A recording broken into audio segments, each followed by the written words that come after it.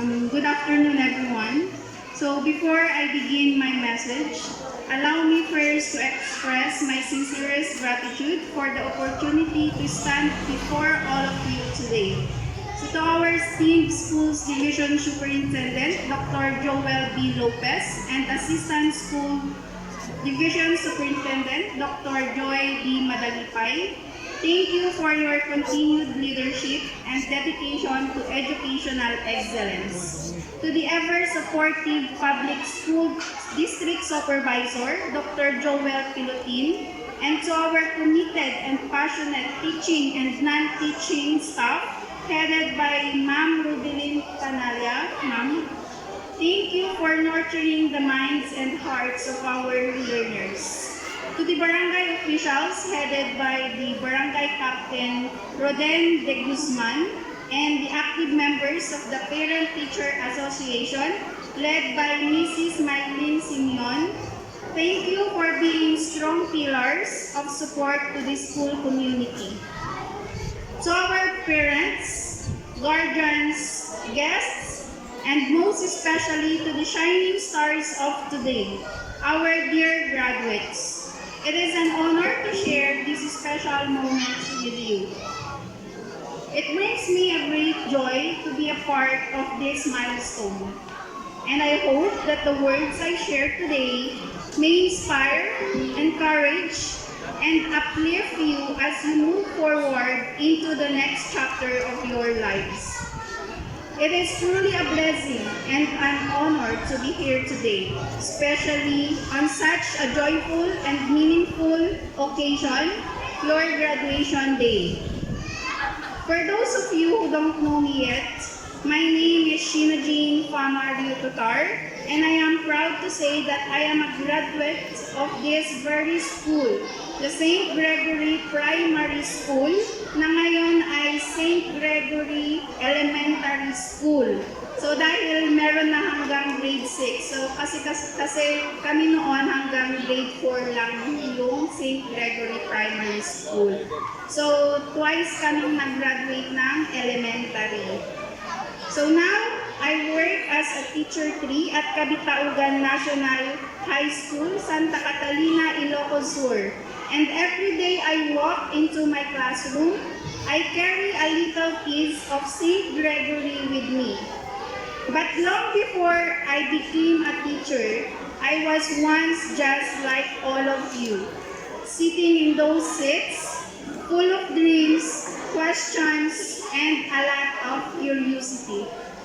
So dito sa St. Gregory, nagsimula ang lahat para sa akin. Dito ko natutunang mangarap, magsikap at maniwala sa sarili. I still remember the simple joys, yung mga vacant time namin na puno ng laro at tawanan, yung mga panahong kami yung nagbebenta ng juice at tinapay na tinda lang namin noon. Kasi tanda ko wala pa kaming canteen dito sa school namin at itong building lang na ito yung meron pa noon. So sa labas kami nagtitinda ng mga tinapay at juice na paninda lang namin noon. At yung mga pagkakataong kami muna ang tumatayong guro kapag wala si ma'am sa kabilang room. Simple man noon, pero sa totoo lang, doon pala nagsimula ang pangarap kong maging guro. All thanks to Ma'am Teresita Panem, na kahit wala na siya yung advisor namin nung grade 3 and 4 pa kami. So actually, Ma'am Panem was the first teacher I admired the most dito sa school na to. And I want to take this opportunity to say thank you to Ma'am Panem. So mahigpit po siya noon at aminado po kami riyan. Pero sa likod ng pagiging stricto niya, nakita namin ang tunay na pagmamahal niya sa aming mga estudyante. You were not just a teacher to us, you were a guide, a second parent, and a strong influence during our formative years. Kung pansin niyo po kasi, iba yung way ng pagtuturo noon kesa ngayon, especially in terms of discipline. So, idi mabalin nga agba baot, ag keddel, ag lapigos, kada ag sipat iti imima iti ubing. That's why ma-force kami nga ubing nga agbasa, ag surat, ag memorize kada agaran iti assignment kasi kami kaya makadasan dagijay.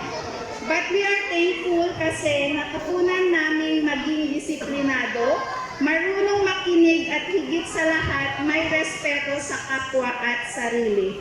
Natutunan namin ang kahalagahan ng pagsisikap at pagiging masinop sa lahat ng bagay. Ang St. Gregory Primary School ay hindi lamang nagtuturo ng mga aralin sa aklat, kundi nagtuturo din sa atin ng tamang pag-uugali upang maging mabuting tao. Dito sa paaralang ito, natutunan naming maging magalang, masipag at mapagkumbaba. Mga katangiang mahalaga hindi lamang sa pag-aaral kundi sa buong buhay. And today, I want to speak to you from the heart. Kayo mga graduates, kayang-kaya ninyo. You may not know exactly what you want to be yet, and that's okay.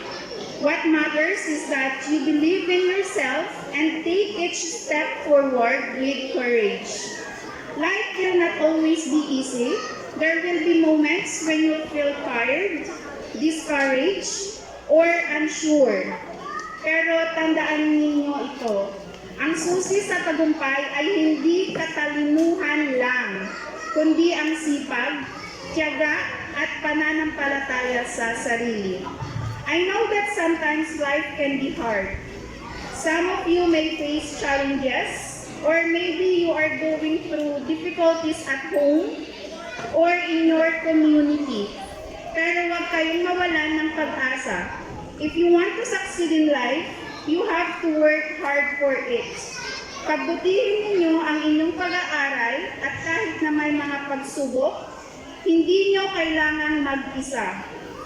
There will always be people who care about you, your family, your teachers, and even your friends, who will help guide you,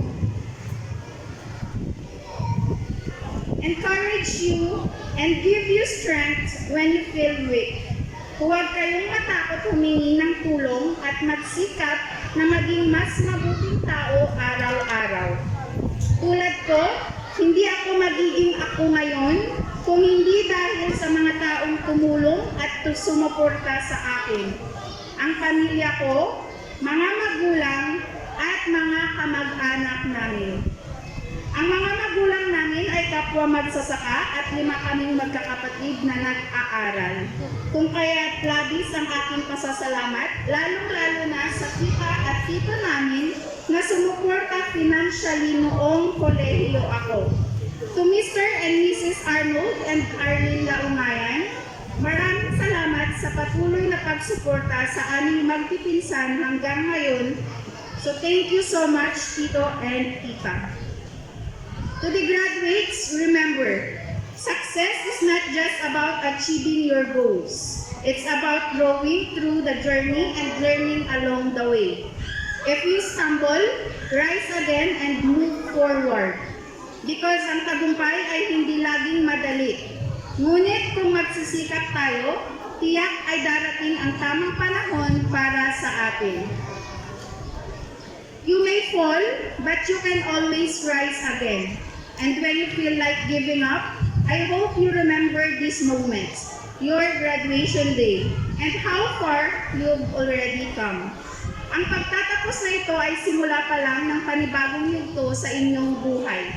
Marami pa kayong matututunan, mararanasan at madadaanan. So huwag kayong matakot. To the parents and guardians, maraming salamat sa inyong walang sawang suporta. Ang tagumpay ng inyong mga anak ay tagumpay ninyo rin. To the teachers and staff, thank you for shaping these young minds. You are everyday heroes and your influence will last a lifetime. And to the graduates, I am so proud of you. I hope you never stop dreaming, never stop learning, and never stop believing that you can make a difference. Ang pangarap ay libre. pero kailangan itong pagsikapan. Kaya kung may pangarap ka, huwag kang bibitaw. Laban lang kahit mahirap. Darating din ang tamang panahon. I leave you with this quote: the future belongs to those who believe in the beauty of their dreams. And allow me to end with this Tagalog quote na sana ay magsilbing inspirasyon sa inyo. Ang edukasyon ay ang tanging kayamanang hindi mananakaw ni numan. Muli, congratulations class of 2025, you did it. The world is waiting for you. Go and shine. Maraming salamat po at naway pagpalain kayong lahat ng Diyos.